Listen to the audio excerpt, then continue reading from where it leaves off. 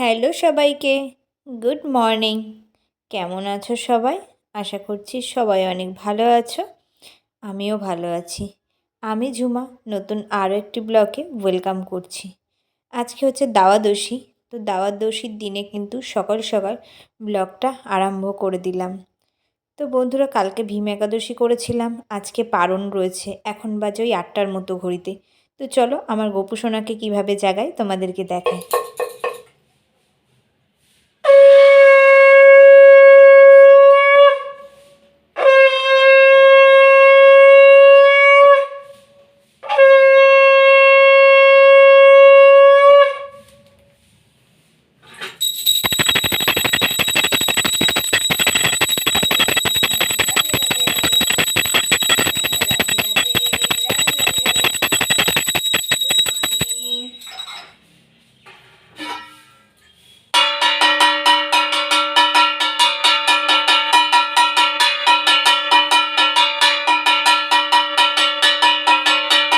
তো দেখতেই পেলে একই বিছানায় মামা ভাগ্নে দুজনেই কিন্তু শুয়ে আছে।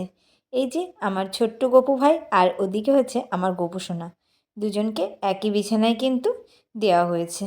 এই যে উঠে গেল। তো আমরা সকালবেলা এইভাবেই কিন্তু গপুকে জাগাই। বেশিরভাগ দিন তো মাই জাগায়, যেহেতু আজকে ওই যে বললাম পারণ করব, তো টাইম বেরিয়ে যাবে, ওই জন্য আমি সকালবেলা ঘুম থেকে উঠে আগে স্নান করে নিয়েছি। আর বাদবাকি বাসি কাজগুলো মা করছে, কারণ মা স্নান করে নেবে। আর এদিকে তো দেরি হয়, ওই জন্য আমি সোজা চলে এসেছি ঠাকুর ঘরে। মা আগে উপরের ঘরগুলো ঝাড়ু টাড়ু করে যা গোছানো সব করে দিয়ে গেছে, আর আমি স্নান করে কিন্তু সোজা চলে এসেছি। আর এই দেখো আমার ছোটো গপুটাও উঠে গেছে, আর এখন বড়টাকে তুলবো। আর এই এই বেডটা আর কি আমার প্রথম থেকেই ছিল। এটাকে এই বেডটা আমি সিংহাসন বলেই ভাইজাকে নিয়ে গেছিলাম, তখন কেনা হয়েছিল। তো এখন আমার এই গপু সোনার কাজে লেগে গেল, কিন্তু এখনও পর্যন্ত রংচং করতে পারিনি। তো যাই হোক, এই দেখো সকালবেলা মাও একটু না ঘুম থেকে তুলে এসে আগে একটু কোলে করে ঘোরায়। আর আমিও কিন্তু ওই যখনই যেদিনই জাগাতে আসি আগে ঘুম থেকে তুলে এই যে একটু আমার সোনা বাবাকে একটু আদর করে নিই। আর এই ছোট্ট ভাইটাকেও কিন্তু আমি আদর করি, ভীষণভাবে আদর করি, আর আমার ভীষণ ভালো লাগে। তো বন্ধুরা, চলো তোমাদের সাথে একটা কথা শেয়ার করি। তো এই যে গপুকে নেওয়া, এটা কিন্তু অনেকেই কমেন্ট করছো, দিদিভাই গপু নিয়ে এসেছো, এত সুন্দর গপু নিয়ে এসেছো, তোমার কোলেও একটা সুন্দর এরকম গপু সোনা যেন আসে। তো বন্ধুরা, একটা কথা বলি, আমার কোলে গপু সোনা আসুক আর রাধারানী আসুক, আমার কাছে ছেলে বা মেয়ে দুটোই সমান। তো আমি কিন্তু আমার গপুকে সেই জন্য আনিনি। জানো তো বন্ধুরা, আমার মার এই ছোট্ট গপুটা আমার বড়দিদা আমার মাকে বৃন্দাবন থেকে খুব সম্ভবত এনে দিয়েছিল। তো ছোট বলে আমার মার না পছন্দ হতো না, আমার মা বাক্সের মধ্যে রেখে দিয়েছিল। বিগত অনেক বছর বাক্সের মধ্যেই কিন্তু বন্দি ছিল। আমার বিয়ের কয়েক বছর পর হঠাৎ করে আমার ভাই বের করে, পাড়ায় এক পুজো আসে দুধ খাওয়ানোর উদ্দেশ্যে। তো সেই থেকে আমার ওই গপু বাইরে চলে আসে। তখন থেকে কিন্তু ওর অভিষেক হয় আর পুজো হয়, সারা পাড়ার লোক ওকে পুজো করে। তো গপু বুঝতো যে আমি আর বাক্সে থাকতে পারছি না, আমাকে আমার মা বেরও করে না। তো সেই জন্য হয়তো এই উদযাপনটা করেছিল। তো সেই থেকে আমার মার ঘরে কিন্তু গপু, আর আমার মা যখন আমার বাড়িতে আসে গপুকে সাথে করে নিয়ে আসে। তো আমার না ওই গপুকে যে কদিন মা তো একটু থাকেই আমার বাড়িতে, আমি একা থাকি বলে, তো গপুকে আদর যত্ন করতে করতে আমারও ইচ্ছে হয়ে গেছে যে আমাদের ঘরে একটা গপু সোনা আসবে। আর আমার হাজব্যান্ড যেহেতু বিয়ের আগের থেকে আমি জানি আর কি লোকনাথ ভক্ত, আমার ঘরে লোকনাথ আছে জানো তো। তো আমরা কিন্তু লোকনাথ পুজো করি, কিন্তু এখন গপু সেবাওতে মন লাগিয়ে দিয়েছি। তো যাই হোক, তখন থেকে না আমার মনে একটা ইচ্ছা ছিল যে আমাদের ঘরে আমরা একটা গপু নিয়ে আসবো। তো বন্ধুরা, তো তোমাদের দাদাভাইকে বলেছিলাম যে আমাদের ঘরে একটা গপু আনতে হবে। তো বললো, তোমাদের দাদাভাই বলেছিল অত পারবে না তুমি, ভগবানকে বাড়িও না, এই যে আনবো না এমন এক কিছু না। তারপর একদিন হঠাৎ বলে আমাদের ঘরে যেহেতু গপু সোনা আসে, তোমার গপু কিনে দেবো। তো দেখো, আমার মেয়ের ছোট্টবেলার থেকে ইচ্ছা ছিল ওর একটা ভাই বোন হোক, কিন্তু সেটা সম্ভব হয়ে ওঠেনি এত বছরে। আমরা অনেক ডাক্তারও দেখিয়েছিলাম, কিন্তু যখন হলো না আর কি, তখন তোমাদের দাদাভাইকে বলেছিলাম যে আমাদের একটা গোপু সোনা নিয়ে আসো, সেটা রিশু ভাই বলেই মানবে, আর সেটাকে মানে আমরা ছেলে হিসাবেই নেব। তো বন্ধুরা, এই মানে গোপুর গত জন্মাষ্টমীতেই আমাদের বাড়িতে আসার কথা ছিল। তো হঠাৎ করে আষাঢ় মাসের 1 তারিখ আমার শাশুড়ি মা মারা যান। তো সেইতে আমরা জন্মাষ্টমীটা করতে পারিনি, আর গোপুকেও আনতে পারিনি। তো তারপরে আমি জানতে পারলাম হঠাৎ করে যে আমি আবারও মা হতে চলেছি। তখন না মনে মনে আরও ইচ্ছা হলো। আর তোমাদের দাদাভাই যখন বলেছিলাম তখন সবসময় বলতো তাহলে আমরা একটা বড় গোপাল নেবো, যেটাকে মানে জামা প্যান্ট পরাতে পারবো, ধুতি পাঞ্জাবি পরাতে পারবো, মানে ওর এই শখটা ছিল। তাই বলতাম না যে ছোটো নেবো, কারণ আমি যাতে ক্যারি করতে পারি। তো সেই বড় গপু কিন্তু আমার বাড়িতে এসে গেছে। আর তোমাদের দাদাভাই এই যে মানে ড্রেসের থেকে এই জামা পরা, পাঞ্জাবি পরা এগুলো খুব পছন্দ করে। ওই যে কতগুলো কিনে রেখে গেছে, আবার বাড়ি এসে কিন্তু আবার নিয়ে আসবে। তো যাই হোক, তারপরে আমি যখন জানতে পারলাম, যেটা বলছিলাম আর কি, মা হতে চলেছি, তখন আমি সবাইকে জিজ্ঞাসা করলাম যে আমার বেবি আসার আগে কি আমি গপুকে আনতে পারবো? মানে আমার শাশুড়ি মা মারা গেছে। তো অনেকেই মানে এই কথাটা বলেছে যে গোপালের কোনো ভাগ হয় না বা অসুচ হয় না, তুমি মন থেকে ওটা তোমার বাচ্চা মানে ছেলে হিসাবে তুমি নিয়ে আসবে, একটা সন্তান হিসাবে। তো এতে কোনো বাধা নেই। তো আমি তাই আমার হাজব্যান্ডকে বলেছিলাম যে তুমি কিন্তু আমার স্বাদের অনুষ্ঠানের আগে এই গিফটটা আমাকে এনে দেবে। তো বলেছিল ঠিক আছে, মানে তুমি কি চাও, আমি এটা চেয়েছিলাম। আর তো বাদবাকি যেটা দিয়েছে স্বাদের অনুষ্ঠানে তোমাদের সাথে সেটা শেয়ারই করেছি, বলেছি। আর এই গপুকে কিন্তু আমার কোলে দিয়েছে। তো এত ভালো লাগছে, আমার ঠাকুর ঘরটা কি বলবো, একদম ভরা ভরা হয়ে গেছে। আর মুখের হাসিটা তো তোমরা দেখতেই পাও আমার গোপালের। তো চলো বন্ধুরা, আজকে দ্বাদশীর দিনে দেখো সকালবেলা সব ঠাকুরকেই কিন্তু আমি স্নান টান করিয়ে একেবারে সকালে চিড়ে ভোগ দিয়েছি। কারণ এত তাড়াতাড়ি তো আর যে ভোগটা দেবো আর কি, সেটা তো মানে মা করতে পারিনি, এত তাড়াতাড়ি হবে কি করে। যেহেতু 9টা কত পর্যন্ত সবাই বলছিল ছিল, তো আমাদের 8:30টার মধ্যে পারণের ভোগটা দিয়ে দিয়েছি। তারপরে একটু পারণের প্রসাদ নিয়ে আবার একটু জল টল খেয়ে মাকে দেখো গুছিয়ে দিচ্ছি। মা ওদিকে পায়েস বসিয়েছে, পায়েসটা মনে হয় নামিয়েও নিয়েছে, এদিকে চাটনিও করে নিয়েছে। আর আমি এখানে বসে বসে মাকে ময়দা মেখে দিচ্ছি, একটু লুচি করবে। পায়েসের সাথে একটু লুচি না দিলে হয় বলো? তা সুজি করবে বলছিল। তাই আমি বললাম অত কিছু করতে হবে না, যেহেতু মিষ্টি জিনিস তো করছি, আর পায়েসটা যেহেতু গুড়ের পায়েস হচ্ছে, এই জন্য লুচি করব। তো লুচির আটা মেখে নিচ্ছি, আর মাকে বললাম আমি সমস্তটাই গুছিয়ে দিচ্ছি। আর এইভাবে বসে কিন্তু একটু অসুবিধা হয়ই আমার, তবুও ওই বসে করতেই যেন বেশি সুবিধা হয়। আমি না উঁচু জায়গার জন্য খুব একটা বসতে পারছি না, কেন জানি না। মানে টুলের ওপর টুল নিয়ে উঁচু হয়ে বসলে না, মানে নিচু হতে গেলে কোনো অসুবিধা হচ্ছে। তো এইভাবে বসে পিঠটা সোজা করে একটু কাজ করতে পারি। তো যাই হোক, মাকে যদি আমি গুছিয়ে না দিই, আর ওই দেখো টমেটো এখন কাটছে, মানে পায়েসটা নামানোর টাইম হয়ে গেছে। আর এদিকে দেখো ময়দা মেখেছি একদম অল্প। মা বললো 500 এনেছি, কিন্তু 500 তো লাগবে না। আসলে কি জানো তো বন্ধুরা, আমাদের ওই বাড়িতে যখন কোনো ভোগ বা পুজোর আয়োজন করতাম, তোমরা দেখেছো আমার পুরোনো ব্লগ যারা দেখো আর কি, আমি কিন্তু অনেক অনেক প্রসাদ করতাম। কারণ আমার সারাটা পাড়ায় লোক একবার ডাকলেই হতো যে প্রসাদ নিয়ে যা। তো সবাই কাকিমার প্রসাদ নিতে সবাই চলে আসতো। কিন্তু এখানে না পুরোটাই অন্যরকম, জানো তো বন্ধুরা, কাউকে নিমন্ত্রণ করলেও কেউ আসতে চায় না। মানে কাউকে ডাকা তো দূরের কথা, কেউ দরজাই খোলে না। মানে কেমন একটা পরিস্থিতির মধ্যে আছি। তো মাকে ওই জন্য বললাম মা কেউ তো প্রসাদ নিতে আসবে না, আর আমি আর রিশু আর মা তো অল্প করেই করব। আর বান্ধবীদের বলবো, কাউকে বলবো, কারণ কেউ যেহেতু পরীক্ষা, কেউ আর পড়তেও আসছে না, তো আমার প্রসাদগুলো সব নষ্ট হবে।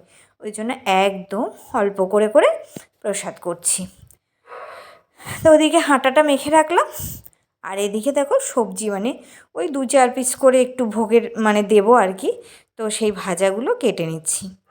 তো এখানে দেখো কুমড়ো কেটেছি, আর বেগুন কেটে নিলাম, আর কপি এনেছে মা, তারপরে পটল, নতুন পটল এনেছে মা, বাজারে কালকে পটল দেখেছে। তো নতুন পটল দেখো 3টে পটল হয়েছে, 100 গ্রাম 15 টাকা, মানে 5 টাকা পিস, তবুও গোপালের দেবে ওই জন্য নিয়ে এসেছে। তো যাই হোক, আর সিম ছিল, তাই আমি বললাম সিম দিয়ে দিই আর আলু দিয়ে দিই, তাহলে 5 পদ হয়ে যাবে। এই দেখো এই সবজিগুলো সব কেটে নিয়েছি, এগুলো ভাজা হবে।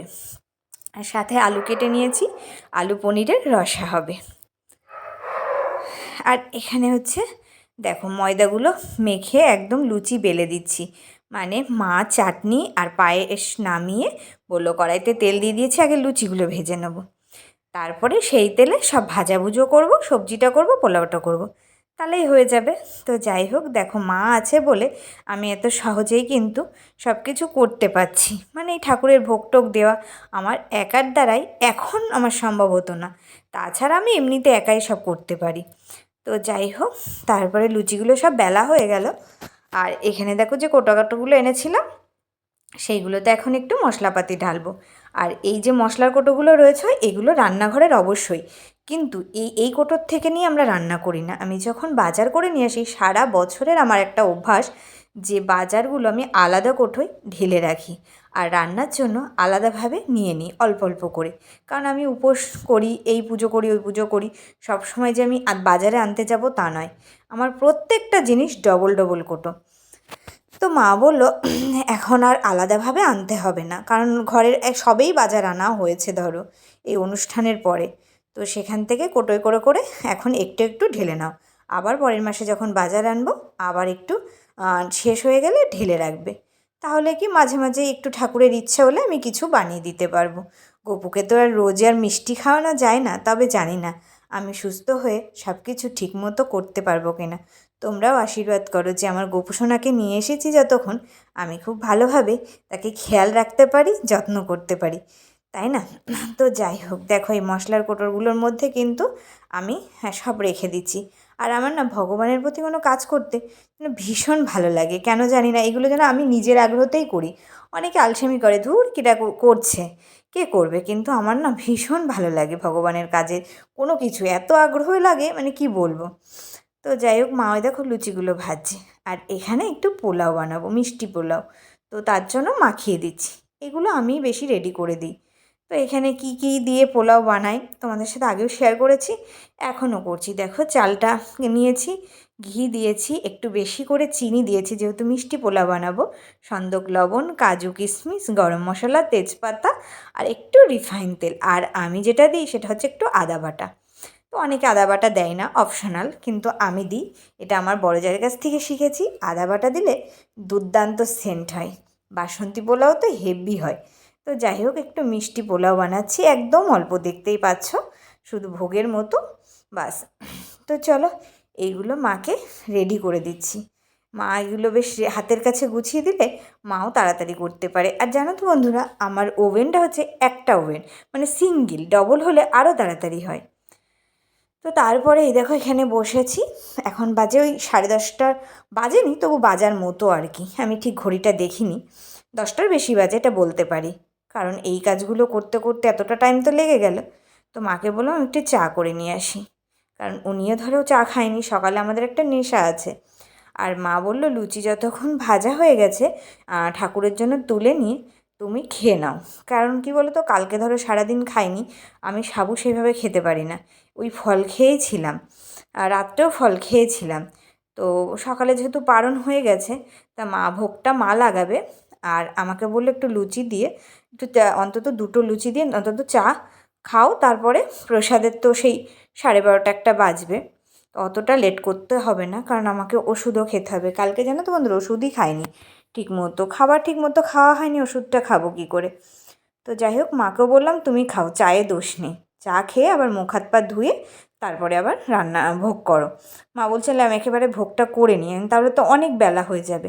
তো যাই হোক, তুমি তো পারণটা করেই নিয়েছো, তো সমস্যা হবে না। তো যাই হোক, চলো এখন একটু চা খেয়ে নিই। যেহেতু ভয়েসটা আমি রাতে দিই, তো আমার না রাতে একটু শ্বাসকষ্ট হয়, কথা বলতে একটু অসুবিধাই হয়। তো যাই হোক, মার এদিকে দেখো তারপরে পোলাওটাও রেডি হয়ে গেছে। আর এই যে আমি বললাম যে সাজাতে হবে, আমি বললাম আমি খেয়েছি, আমি আর ভোগে হাত দেবো না, তুমি করবে। তাই আমি বললাম বাটির মধ্যে গরম গরম নিয়ে ওই যে উপর করে দেয় না, তো সেইভাবে করতে। মা বলে আমি না এত কিছু পারি না, আমি আমার মতো হাত দিয়েই সুন্দর করে দিই। আমি যে তুমি পারবে, তুমি করো, দেখো সেটা দেখতে ভালো লাগে।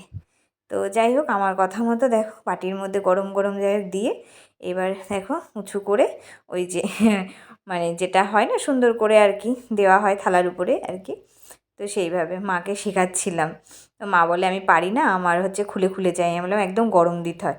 তো দেখো খুব সুন্দরভাবে দিয়েছে। আর আজকে আমাদের ভোগের আয়োজনে হয়েছে আলু পনিরের সবজি, আর হয়েছে 5 রকম ভাজা, আর পায়েসটা না মা হাঁড়িতেই রেখে দিয়েছিল, থালায় বেড়ে রাখলে না খুব সুন্দরভাবে ভালো হতো। তো সেটা মা ভুলে গেছিলো।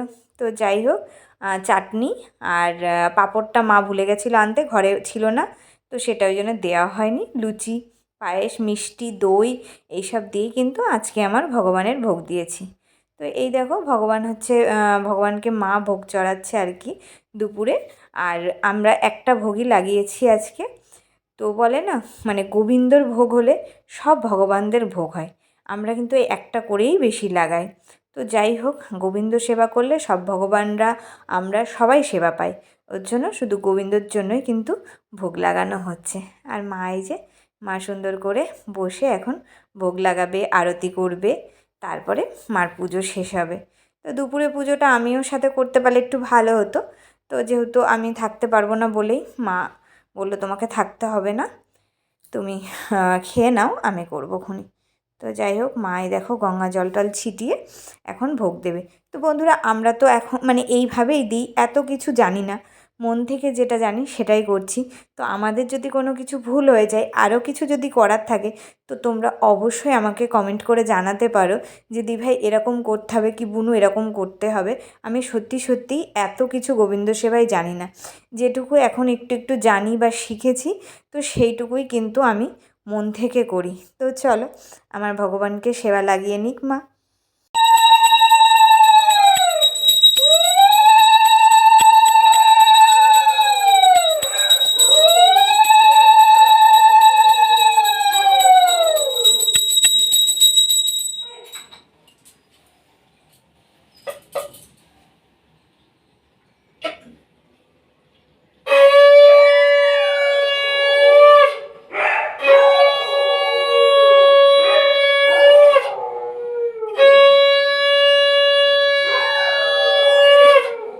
তো ভোগ লাগানোর পরে রিশু স্নান করে এই দেখো প্রত্যেক দিনের মতো ওকে একটু কোলে নেয়। দুটোকেই মাও কোলে নিয়ে দেখো বসেছিল। আর এই দেখো ভোগ টোগ সব তুলে নিয়ে এখন আমরা সেবা করব। কারণ আমরা তো এখন সেবা করিনি, করব। এই যে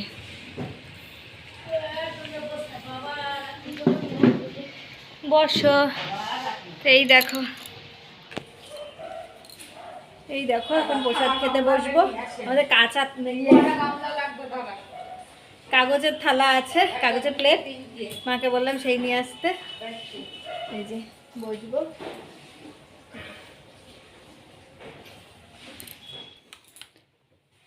তো বন্ধুরা, এখন বাজে 3:30। তো সমস্ত গুছিয়ে মা গুছালো সব, মার হাতে পাতে একটু করে দিলাম। এই দেখো এখন চলে এসেছি একটু রেস্ট করতে, এখন একটু শোবো। আর কালর থেকে তো মামামের পরীক্ষা শুরু, একটু টেনশনও হচ্ছে। কারণ প্রত্যেক বছর মানে যখনই পরীক্ষা হয়, বছরে বলে না, বছরে যতবার পরীক্ষা হয় আমি মামামের সাথে যাই আর সেখানে বসি। তো কালকে কি করব, অবশ্য যাব তো অবশ্যই আমি একবার, তবে স্কুলটা খুব কাছে তো সমস্যা হবে না, হেঁটেই যাব। তো দিয়ে বসে থাকি, কিন্তু বসে থাকতে হয়তো পারবো না, কিছুক্ষণ পরে আবার চলে আসবো। ও ঢুকে গেলে, পরীক্ষা আরম্ভ হয়ে গেলে, আর মা যাবে, মা বসে থাকবে, সেটাই বলেছি রিশুকে। তো দেখা যাক, ও তো বলছে তুমি টেনশন করো না, কি বলে তো ভয় পাই ও, মানে সবাই ছোটোবেলার থেকে ও একটা আছে যে মা নিচে থাকলে বসে একটা সাহস আছে যে মা আছে, ঠিক আছে, এই সাহসটা ওদের মনে থাকে যে মা নিচে আছে, যতই অনেকটা বড় হয়ে যাক। তো আমি বললাম টেনশন করবে না, দিদুন থাকবে, কোনো অসুবিধা হলে নিচে এসে ফোন টোন করলেই হবে। তো চলো বন্ধুরা, এখন একটু রেস্ট করি। তো আজকে অনেকটা সকাল সকাল উঠেছি, তোমাদের সাথে সেটা শেয়ার করতে পারিনি, কারণ 8:30টার মধ্যে আমার স্নান টান করে গোপুর স্নান টান হয়ে গেছিলো। আর মা যেহেতু বাইরে বাসি কাজ করছিল, না হলে পারণের টাইমটা চলে যাচ্ছিল, ওই জন্য আগে পারণটা সেরে নিলাম, আর পরে ভোগ টোগ আবার দেওয়া হয়েছে, তাড়াতাড়ি ছিল। তো চলো পরে আসছি, টাটা।